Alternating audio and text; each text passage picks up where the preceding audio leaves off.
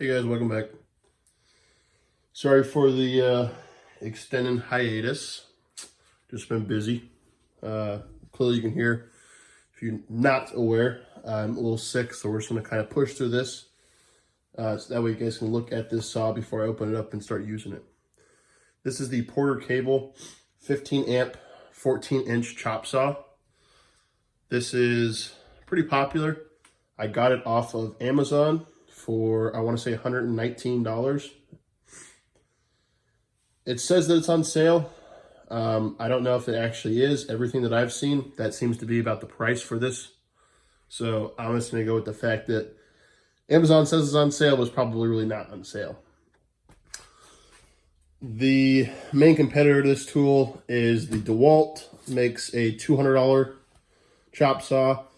Makita makes also a $200 chop saw, and I think, or excuse me, not Makita, Milwaukee makes a $200 chop saw, and I'm pretty sure that Makita makes a $230 chop saw, something like that, $299. So this is definitely the budget of bigger names, right? Of course, this would probably compete with something like Harbor Freight's. I'm assuming their brand for chop saws is probably Chicago Electric. It might be Hercules, but that's probably the same price point, right around that $100. Porter Cable is not what it used to be. Clearly, Porter Cable, if you don't know, is owned by Stanley Black & Decker for the last, we'll say, 20 years or so, but even more so in the last 10 years. It's become almost a skeleton brand. This is where tools go to die. A lot of the times, Porter Cable does not make the highest of quality things anymore. But from what I've read about these, from what I've seen, they have some issues, but I don't use it very often. I couldn't justify almost double the price for something like a DeWalt. And if you ever look at a YouTube channel called Essential Craftsman, he greatly likes these. He says that his first one lasted 20 years or so, and he bought a newer one like this. I didn't see a follow-up video to that, so I don't know if they're good long-term or not. Clearly, he works in a blacksmithing type of shop, so he would use this a lot more than your average Joe. So clearly, his opinion is worth a lot more than my opinion is, right? So to get started, let's cut this baby open. I lied. We can look at the back first, actually. So it's weird. My camera's a little far away because the size of this ginormous box. So with the information on the back, we see it's wonderful heavy-duty steel base on the bottom. Again, it's just stamped steel. It's pretty chintzy, but it works. Your clamp, like you normally have for any chop saw, right, to make sure that your any sort of stock stays where it's supposed to stay. Your cutting fence with miter adjustment. From what I've heard, the adjustment in terms of angle adjustment is not very spot on these. 15 amp motor, spindle lock, which is an improvement over the old Porter cables because they did not have a spindle lock. You just had to grab the blade. 15 amp motor, 120 volt, of course, 3,800 RPMs. So not terrible. It comes with a blade. From all the reviews that you'll read, the blade is supposed to be pretty garbage. I also bought a DeWalt blade. They're supposed to be a little bit better. From what I heard, the Makita makes really nice blades for these too. And then the wrench, the saw wrench. So we are going to get started by cutting this top open. Oh, this tool is also made in China, by the way. So not my favorite places in the world, but for $119, what do you expect? Especially a power tool. So the first thing, you get your lovely brochure. Gives you all the garbage, right? How to use it. Don't cut your hands off. We're not liable for your hands getting cut off. All that junk. And then we have the actual saw. We're going to do our best to try to get as much of this without throwing everything to the ground. As much of this in focus as possible. That's just cardboard. I know you can't see much. I'm trying to juggle. This saw is about 33 pounds, something like that. That's what I read. So it's not super heavy. The blade, the actual carbide teeth blade chop saws are definitely a lot heavier than this one. Oh.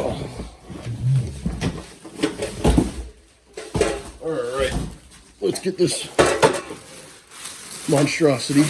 So, styrofoam, garbage, wonderful plastic condom.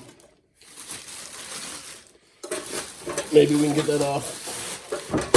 Maybe not. Look at that, even has a silica packet on the other side. They're supposed to be really good tasting. So, initial thoughts, it's pretty heavy. Clearly, don't expect it to be a super fancy saw. I mean, it's not a fancy saw, right? Anybody that goes into buying this with the idea, excuse me, or thought that this is going to be an expensive saw, or going to act like an expensive saw, like the Evolutions or something like that, are going to be sadly mistaken, right? Stamped steel, same thing with the guard. Stamped steel has a little shield in the back for your ashes, or for your sparks. Pretty shitty. It bends very, very, very easily. I mean, I don't want to break it because it's my tool, clearly, and I'm not like these big YouTubers that are getting paid bajillions of dollars to do this stuff. From the front, clearly you have your brush access right here. It looks pretty good in terms of ergonomics on it. On the bottom here, I think you can see that, right? Maybe. Put it up here. On the bottom, you have room for your wrench. That's kind of nice. It's also rubber lined, so it's not going to rattle out of its place. Convenient feature. And then go to the business side of things. We have our lock over here. So if we pull that out, it'll come up. We have our cord. It is not grounded. Overall, I would say, based off first impressions, which don't really mean a whole bunch, I mean, what do you expect for a $119 saw? Is kind of my thought, right? There's a lot of things where I think they probably greatly cheaped out on, but it's $119, right? So keep that in mind. Clearly, if you are a guy, and I know that I was not a guy that was going to use this all the time, right? If you are a guy that's going to use this all the time, spend the extra money for these regular cutoff wheels. Spend the extra money on a nice DeWalt or Makita or Milwaukee. If you're going to use them with blades, so the carbide teeth blades, again, you're looking at $600 for the DeWalt one. I think the cheapest blade one is, I want to say $450. So, I mean, you're spending a lot more money than this $120 or $119, right? So, understand, don't expect the world, right? That's like if I'm buying a Pittsburgh wrench, I clearly don't expect it to compete with a Snap-on wrench, right? So being realistic, understanding that this is not the cream of the crop, but it should do what you want it to do. We're going to plug it in real quick, just to say we did. Maybe. Even though they wrapped that cord around 500 times.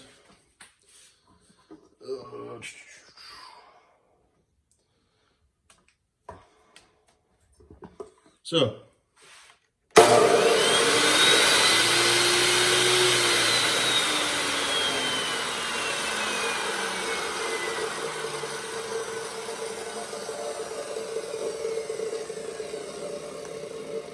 it works. I mean, that's a good sign. Clearly, we knew it was going to work. It's just the longevity of it. I mean, that's the biggest question with these types of tools, clearly, is how long they're actually going to last the way they're supposed to last, right? I can't tell you that. Clearly, you just saw me take it out of the box, never used it. But from what I've read, compiling other people's information, when I made the decision to buy this myself, if you are a hobbyist, if you do this every now and then this would not be a bad choice in my mind. One last thing that I want to look at is if we turn the saw facing us, a lot of people are saying that the saw, maybe, there we go. I unplugged it, by the way. I'm not going to cut my arm off, I promise. A lot of people are saying that the saw is not straight when they're cutting it. So, meaning that the blade is torqued in some way or another to make it to where it's not cutting straight. So it looks like, and this is just mine, clearly yours would be different, or might be different. It looks like on mine, I don't know if you can see that, I can't tell. It looks like my blade is where it's supposed to be.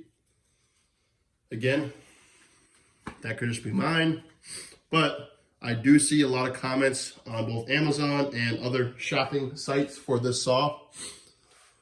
A lot of people are talking about the blades not being straight, right? Even if you put a fresh blade on, it's just the construction tolerances are not there, which makes this shitty to cut with, right? If you don't want an angle cut, if you want an angle cut, you make an angle cut, right? So, mine looks fine. That is if the table is square. Clearly, we don't know that for sure either if the table's flat, but everything looks good. The one last thing I want to show you is this lock. So clearly, maybe, somewhere, there we go. So the lock's right here. It is this very light colored metal. You push it in, you wait for it to grab just like you do an angle grinder, and it'll grab that, right? On this side of the saw, we have the wonderful nut right there. Looks like it's a hex, which is interesting, but that'll help you take that blade off. And again, this is that Porter cable blade that, from what I've heard, is not a very good blade. I'm assuming if you want this guard, I'm assuming if you want this guard tighter, you can probably tighten it to make it less floppy. But again, it is all your personal preference. So that is the quick rundown of the saw. It is, again, when I say in the title, because I always do in the title, initial impressions, don't take this as like I've used this 20,000 times. Clearly you saw me take it out of the box. I didn't use it 100,000 times. But hopefully this gives you a good idea of what to expect if you do buy this, and kind of putting yourself in perspective of, hey, don't expect every single thing in the world from this. It is a budget tool. If you want those higher features, go to a higher price tool, okay? If you have any questions, please let me know. I'll try my best to answer them. Otherwise, I will see you guys back here next time.